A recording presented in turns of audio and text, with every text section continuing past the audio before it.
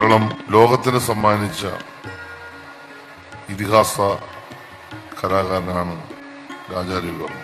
ഇന്ത്യയുടെ ചരിത്രത്തിൽ തന്നെ മികച്ച ചിത്രകാരൻ, ആധുനിക ഭാരതീയ കലയുടെ പിതാവ്, യൂറോപ്യൻ ചിത്രകലയെ ഭാരതീയ ചിത്രകലയുമായി സമന്വയിപ്പിച്ച് അത്ഭുതങ്ങൾ രചിച്ച ശ്രീ രാജാ രവിവർമ്മയുടെ നാമധേയത്തിലാണ് പുരസ്കാരം ലളിതകലാ അക്കാദമി ഏർപ്പെടുത്തിയിട്ടുള്ളത്.